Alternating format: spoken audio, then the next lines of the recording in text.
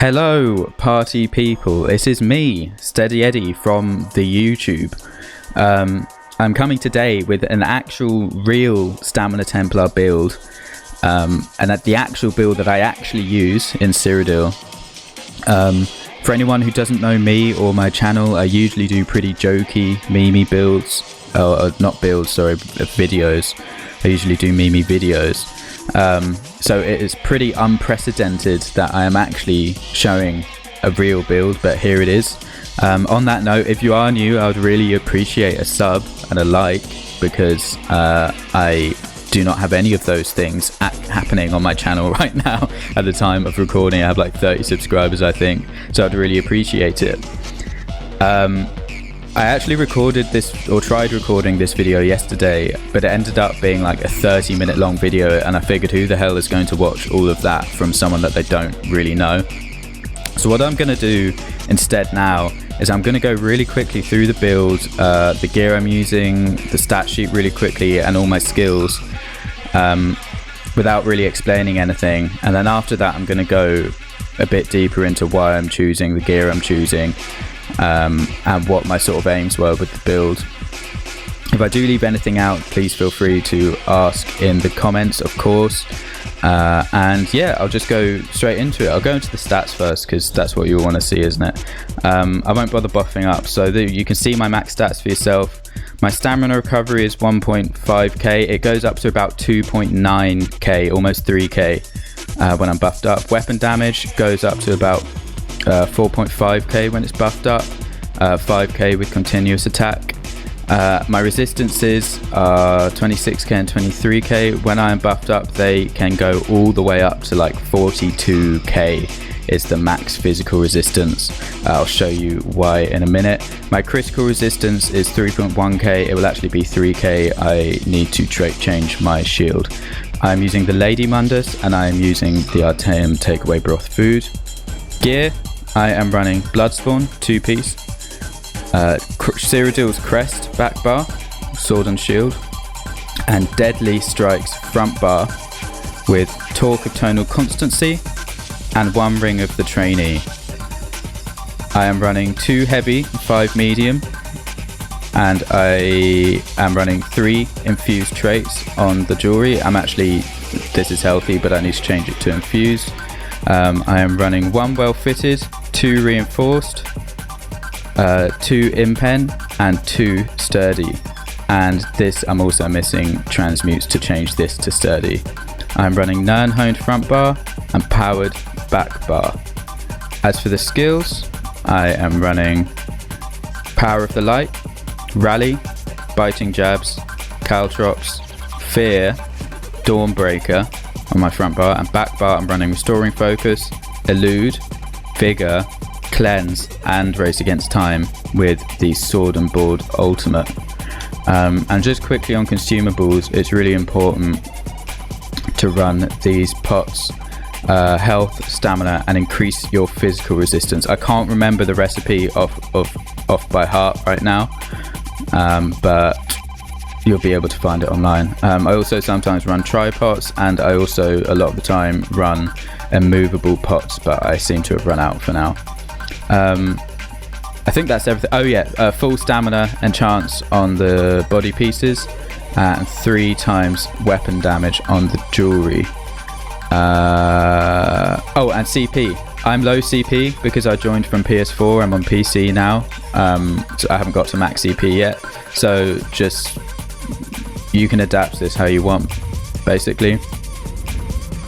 1 into Siphoner, 3 into Sprinter, 51 into Warlord, 19 into Healthy, 64 into Markarth, 51 into Shadow Ward, 56 into Tumbling, 43 into Blessed, 66 into Master at Arms, 11 into Thaumaturge, 23 into Precise Strikes, 46 into Piercing, 56 into Mighty, 65 into Resistant, 20 into Thick Skinned, 37 Elemental Defender, 43 Hardy, 19 into Quick Recovery. That's it.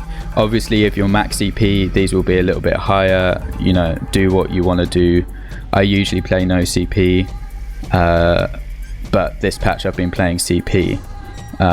So you might know more about champion points than I do. In that case, do what you want. So that is the really quick version. Anyone who doesn't care beyond what I've just shown you can go now. You are excused from class. And I am going to go through the build a bit more and talk about why I've done certain things. So the idea of this build was I wanted to stack my resistances as high as possible while remaining in medium armor. Templar has a lot of passives that support using medium armor, like the crit passives, and I wanted to kind of build into that whilst still being tanky. And yeah, so basically I am a Nord. I missed that in my little quick thing, and I wanted to use the Lady Mundus, and that just increases your resistances by so much without even building into it.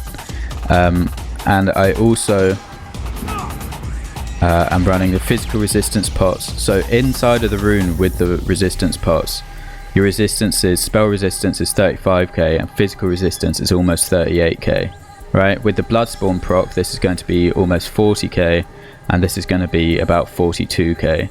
Obviously, most of the time you're going to be outside of the rune, realistically, so it'll be a little bit lower. This is more realistically what your resistances are going to be on your back bar. So yeah, you have super high resistances. Remember that you also have the most reliable cleanse in the game, so a lot of the time you're not going to have major breach or major fracture on you. So your resistances, you know, they're going to remain high basically. It also means running Bloodspawn with Nord. You have pretty high ult regen, which means that you can almost spam the fuck out of spell wall when you're in sticky situations, which is really super useful. I find that Templar struggles with you ever get into those situations where there's like 5 people around you and you're kind of like, you can't get to any of them and they're all just spamming snipe or frags at you. This just helps in those situations. I love it. I would advise against using undo, because if you do use undo, use precognition. You are wasting using temporal guard because you get minor protection from your passives when you run biting jabs. You can, if you want to, run the warrior instead of the lady. The reason I run the lady is because I just find I can get off kills with deadly. You know, I'm running a little bit less weapon damage than I think a lot of Templars run in CP. It goes up to about 5k. With continuous attack it's exactly 5 or just over 5k, right? With deadly, that's more than enough damage. You're catching people off guard, you know, they're chasing you, and then you turn around and you quickly burst them. You can kill people with 5k weapon damage, easy peasy. But if you really want the extra damage, then feel free to go for the warrior. I'm using Artaeum Takeaway Broth. We have super high sustain, obviously, using Torque. That's basically what I didn't want to run the Serpent, and I just wanted to go like full damage well, I don't know, it just made sense to me. Basically I'm running Artaeum because I want to keep my Magicka pool low so that my tonal mythic procs every time I cleanse, right, and do race against time, my mythic procs because my max Magicka is so low, and then my stamina recovery goes up. You could use Bewitched, right? In fact, I'll talk about my skills next because this is where this becomes relevant. Power of the Light, obviously. Rally, obviously. Jabs, obviously. Caltrops, you can change Caltrops for... Okay, so what you could do, right, is you could run Elude, right, here. And then back here, you could use Puncture instead of Caltrops. I find Puncture is really clunky, especially when you're outnumbered. It's always going on the wrong person. You know how people are, you look at sometimes you look at someone and they just start running away, and in those situations sometimes they just run out the range of your puncture. Caltrops is also clunky for me. Like, they're both they both feel just horrible to me, but Caltrops gives you the option to kind of squeeze people in choke points. It's a really strong CC. The other thing with puncture is that both morphs are wasted, because you get minor breach from Power of the Light, and the other morph that gives you minor protection, you get minor protection when you cast your jabs, so it's kind of wasted. I use Turn Evil. You can swap this out for either Javelin or Toppling Charge. It is up to you. I prefer Turn Evil just because I find that when you're outnumbered and there's people on you, say there's 3 people on you, you want to take down 1, you can stun them all and just quickly get the kill off without taking any pressure from the other 2 people.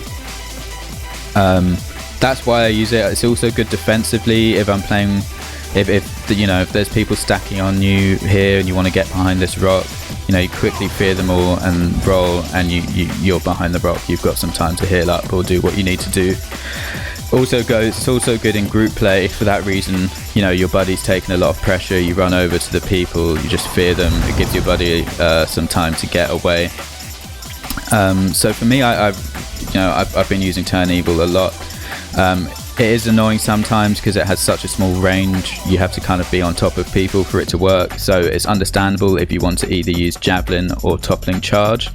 Toppling Charge also gives you the Exploiter passive, which gives you 10% extra damage. I believe this, I can't be bothered to find it in the CP, by the way, you're just going to have to believe me that it's there. There's a passive where if you set someone off balance, you get 10% extra damage against that target.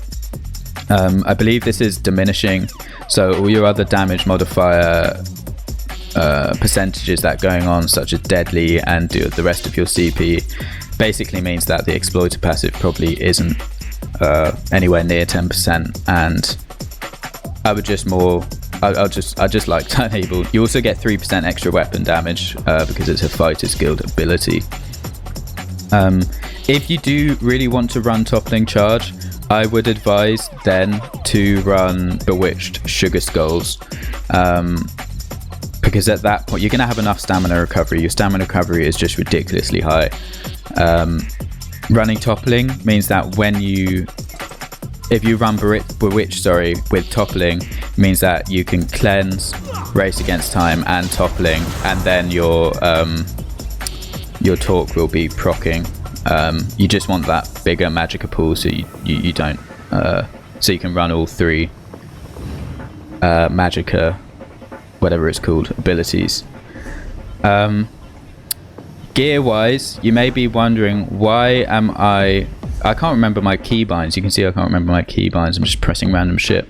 You may be wondering, why am I running Crest instead of Crimson? The main reason for that is pure stubbornness. I really just don't like. I just didn't want to run Crimson, basically. There are other advantages as well.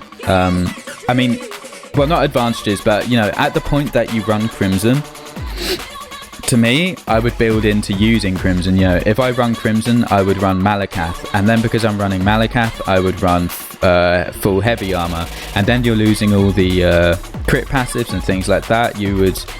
I'd probably end up going with a proc set front bar, and then you just have the Crimson Savaras, which at that point you might as well just fucking run a Stamden and lose all love for yourself.